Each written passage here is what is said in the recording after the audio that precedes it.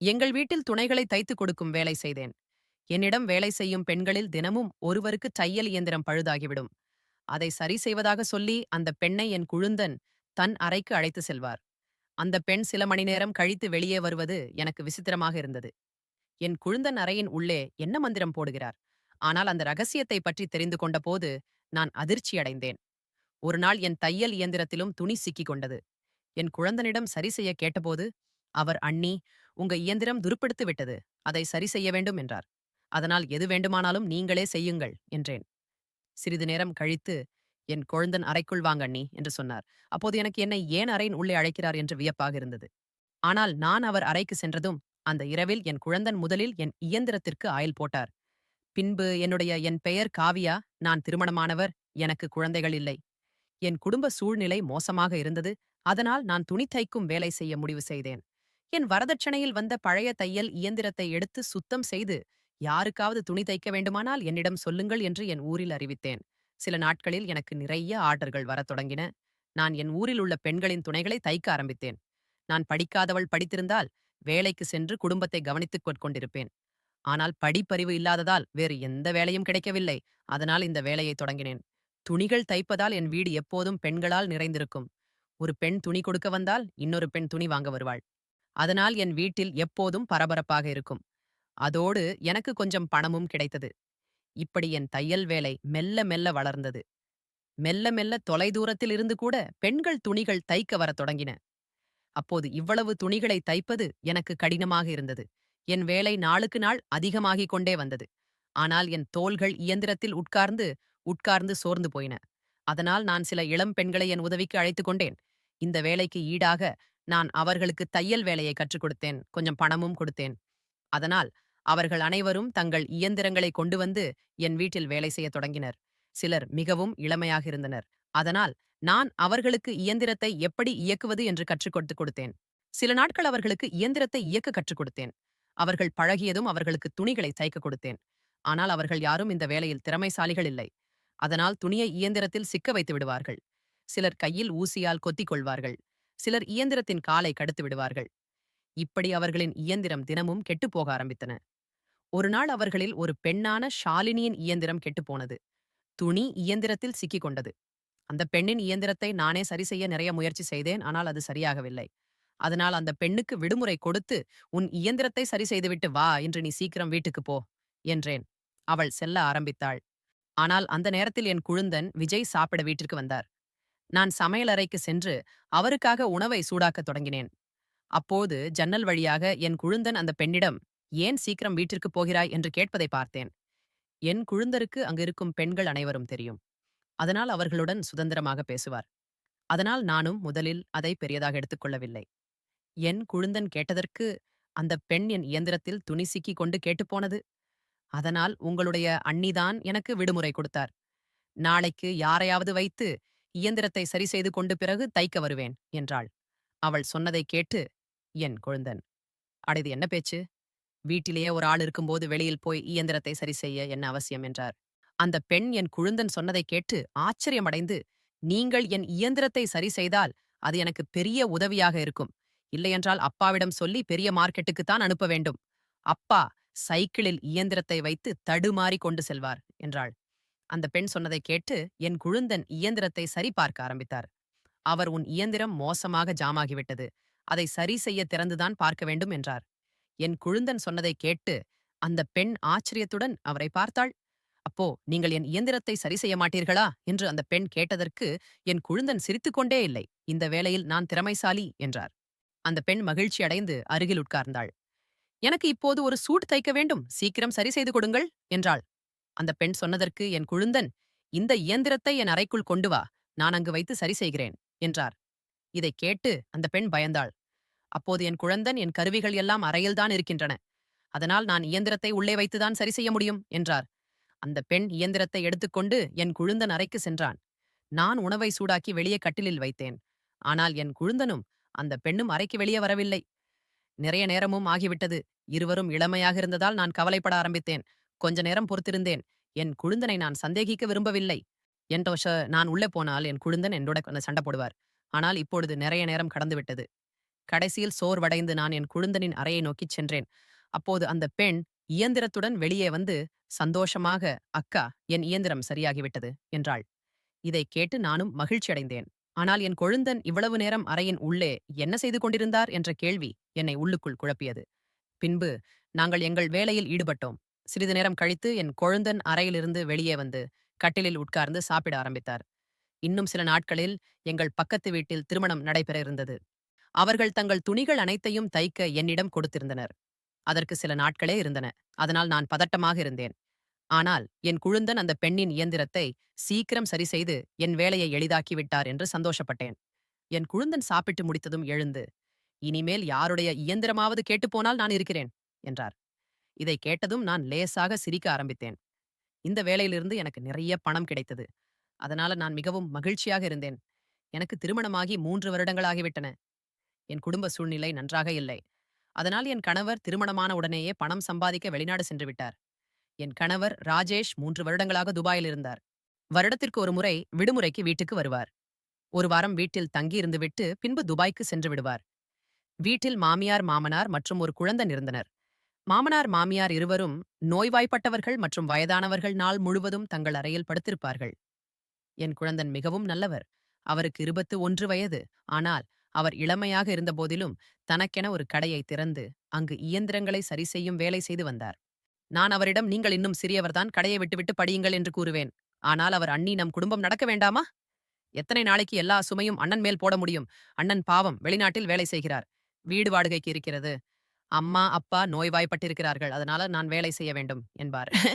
இப்படி என் குழந்தன் நாள் முழுவதும் கடையில் இருப்பார். ஆனால் அவ்வப்போது வீட்டிற்கும் வருவார். என் குழந்தன் வீட்டிற்கு வந்தால் சில வேலைகளை செய்வார். என்னிடம் வரும் பெண்களின் இயந்திரங்கள் அடிக்கடி கெட்டுப்போயின. நான் என் குழந்தாரிடம் கேட்டால் அவர் உடனே சரி செய்து விடுவார். ஒரு நாள் நான் துணிகளை தைத்துக் கொண்டிருந்தேன். அப்போது மீண்டும் அதே பெண் ஷாலினியின் இயந்திரம் கெட்டுப்போனது. எனக்கு கோபம் வந்தது. நான் அவளை திட்டினேன். "இவ்வளவு பெரியவளாகிவிட்டாய். இத்தனை நாட்களாக நான் உனக்கு தையல் கற்றுக் கொடுக்கிறேன். ஆனால் இன்னும் உனக்கு தையல் போட வரவில்லையா" என்றேன். நான் கோபப்பட்டதால் அவள் அழ ஆரம்பித்தாள். "நானும் உன் இயந்திரத்தை எடுத்துக்கொண்டு வீட்டுக்குப் போ" என்றேன். ஆனால் அதே நேரத்தில் என் குழந்தன் வீட்டுக்கு வந்தார். அந்த பெண் அழுவதை பார்த்து, "அண்ணி, இவள் ஏன் அழுகிறாள்?" என்றார். இந்த பெண் என் மனதை ரொம்ப குழப்பிவிட்டாள். இவளை வேலையிலிருந்து நீக்க வேண்டும் என்று என் மனம் சொல்கிறது. வேண்டுமென்றே இயந்திரத்தை கெடுத்து விடுகிறாள் என்றேன். நான் சொன்னதை கேட்டு என் குழுந்தன் சிரிக்க ஆரம்பித்தார். "நான் கவலையில் இருக்கிறேன். நீ சிரிக்கிறாயா?" என்று கோபத்தில் நான் என் குழுந்தனையும் திட்டினேன். அவர், "அண்ணி, இதில் இவள் தவறு ஏதுமில்லை. இன்றைய இயந்திரங்கள் சீக்கிரம் கேட்டுப் போகின்றன.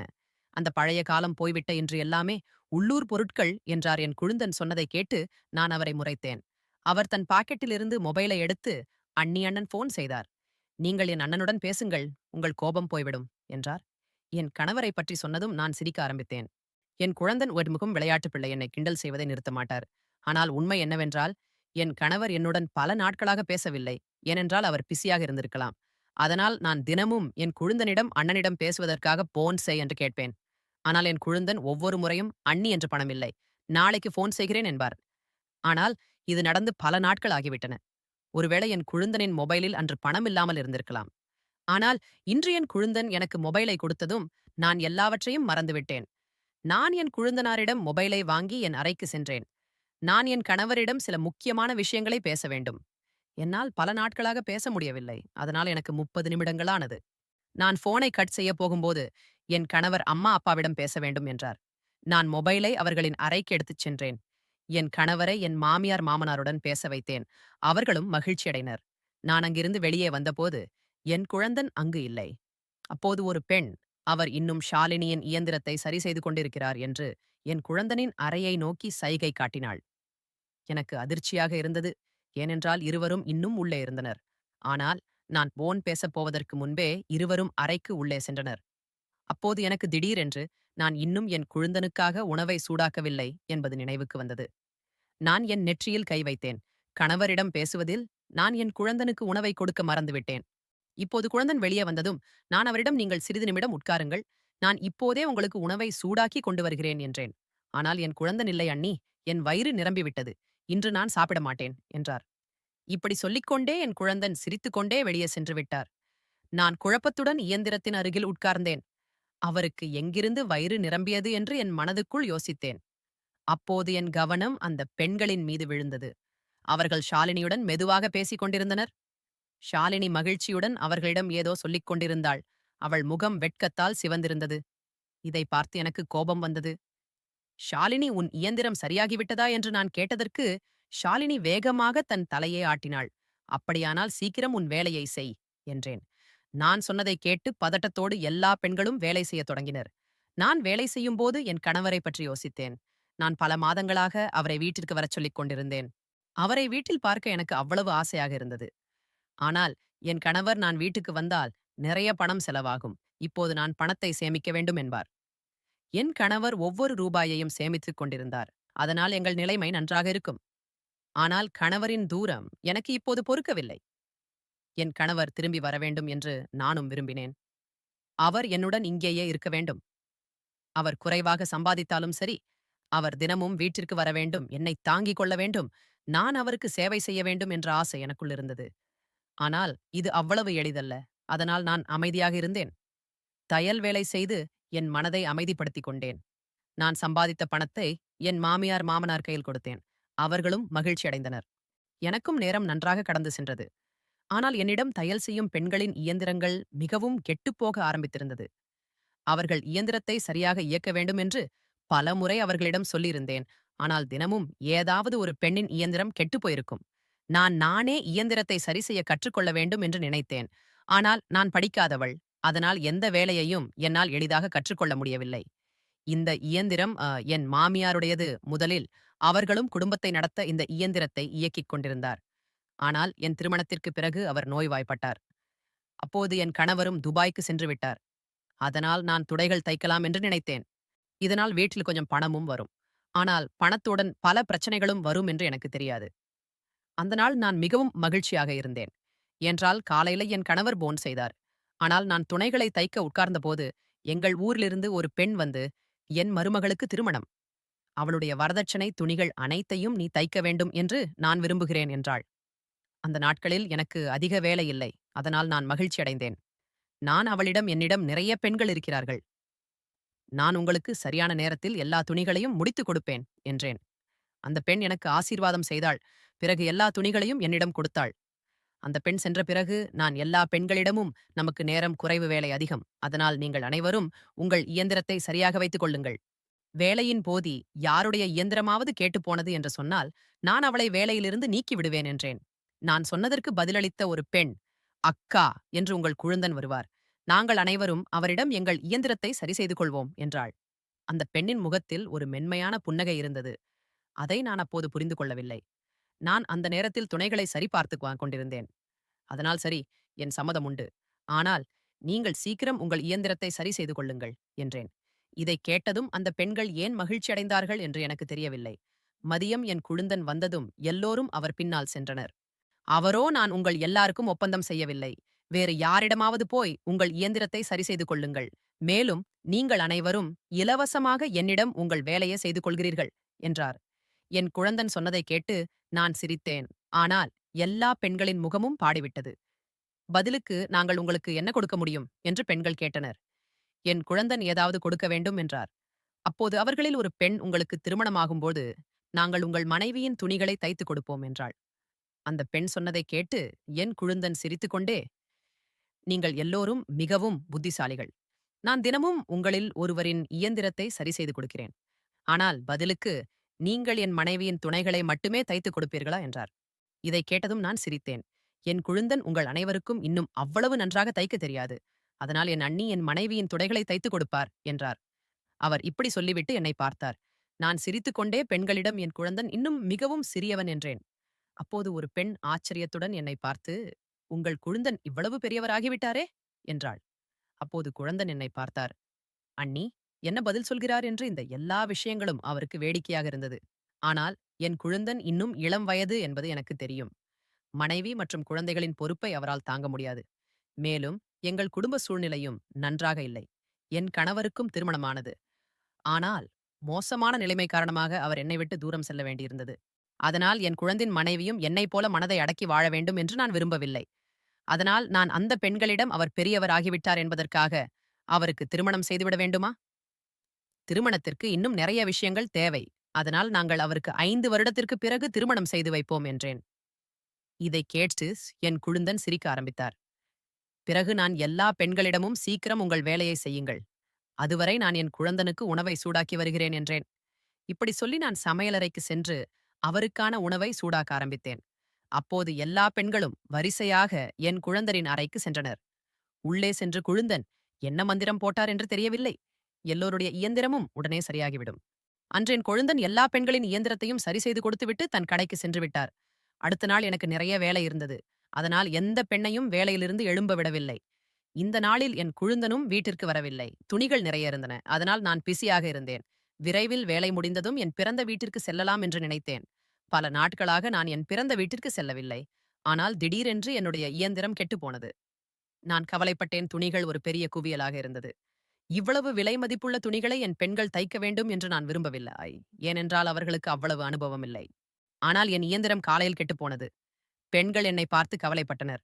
அக்கா, ஏன் இவ்வளவு கவலைப்படுகிறீர்கள்? அதான் உங்கள் குழுந்தன் இருக்கிறாரே, அவர் உங்கள் இயந்திரத்தை சரி செய்து கொடுப்பார் என்றனர். இவ்வாறு சொல்லிக்கொண்டே அந்த பெண்கள் தங்களுக்குள் பேச ஆரம்பித்தனர். அதை எனக்கு புரியவில்லை. நான் பல நாட்களாக பார்த்து கொண்டிருந்தேன். என் குழந்தன் நாள் முழுவதும் வீட்டில் இருக்க மாட்டார். ஆனால் அவர் மதிய உணவிற்கு வீட்டிற்கு வந்ததும் பெண்களுக்குள் ஒரு புத்துணர்ச்சி வந்துவிடும்.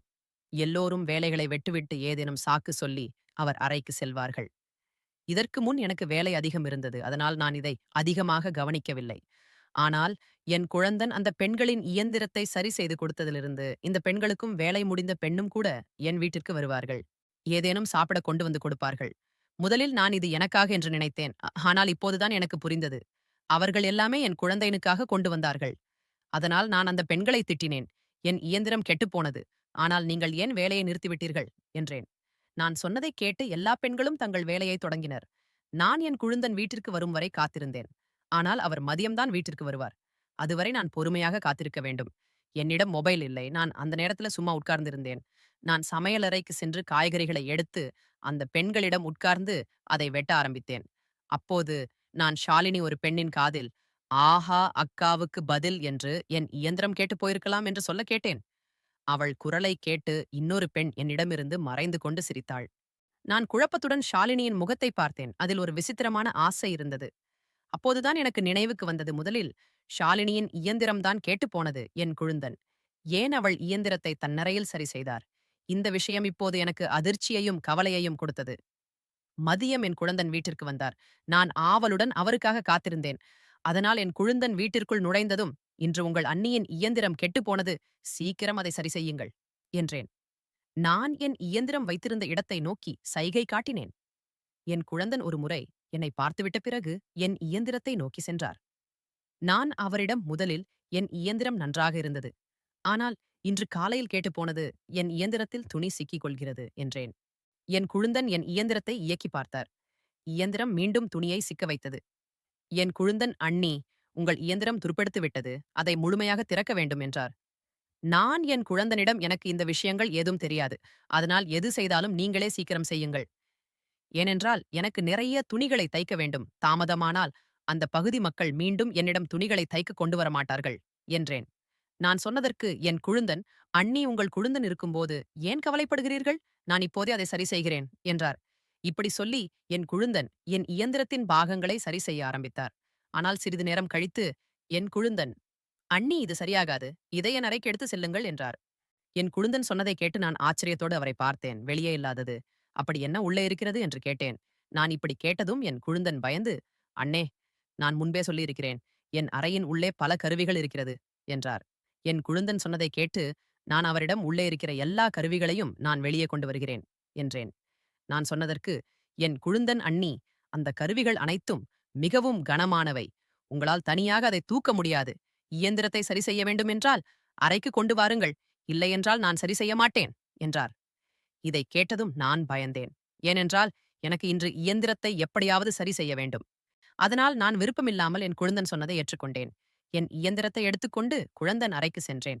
ஆனால் அங்கு சென்ற பிறகு அவர் செய்த செயலை பார்த்து எனக்கு அதிர்ச்சியாக இருந்தது. நான் உடனடியாக அவருடைய அறையிலிருந்து வெளியே வந்தேன். பின்பு என் குழந்தனும் உடனே வெளியே வந்து கடைக்கு சென்று விட்டார். நான் என் மாமனார் மாமியார் அறைக்கு சென்று அவர்களிடத்தில் இந்த விஷயத்தை பற்றி சொன்னேன். இதை கேட்ட பிறகு அவர்கள் என் பையன் தெரியாமல் அப்படி செய்திருப்பான். நாங்கள் அவனுக்கு சொல்லி புரிய வைக்கிறோம் என்றனர். நான் என் மாமியார் மாமனாரிடம், உங்கள் மகன் குழந்தை இல்லை, அவர் வளர்ந்து விட்டார். அவர் ஏதேனும் தவறு செய்வதற்கு முன் நாம் அவருக்கு திருமணம் செய்து வைக்க வேண்டும் என்றேன். அதற்கு மாமியார், இப்போது உடனடியாக நாங்கள் எங்கிருந்து பெண்ணை கொண்டு வருவோம் என்றார். நீங்கள் இதை பற்றி கவலைப்பட வேண்டாம். நீங்கள் யாரை குழந்தை என்று நினைத்துக் கொண்டு கொண்டிருக்கிறீர்களோ அவர் ஏற்கனவே தனக்கான பெண்ணை தேர்ந்தெடுத்து விட்டார் என்றேன். என் குழுந்தன் இயந்திரத்தை சரி செய்வதாக சொல்லி என்னை தன் அறைக்கு அழைத்து சென்று, இயந்திரத்திற்கு ஆயில் போட்ட பெண் என் காலை பிடித்துக்கொண்டு அழ ஆரம்பித்தார். தனக்கும் ஷாலினிக்கும் இடையேயான காதலை பற்றி கூறினார். எங்கள் காதலுக்காக மற்ற பெண்களும் எங்களுக்கு உதவி செய்து வந்தார்கள். இப்போது எங்கள் திருமணத்திற்கு நீங்கள்தான் உதவி செய்ய வேண்டும். இல்லை என்றால் நாங்கள் ஏதாவது தவறு செய்து வருவோம் என்றார். நான் ஷாலினியை பற்றி மாமியார் மாமனாரிடம் சொன்னதும் மாமியார் வாயில் விரலை வைத்துக்கொண்டு ஆச்சரியத்துடன் என்னை பார்த்தார்.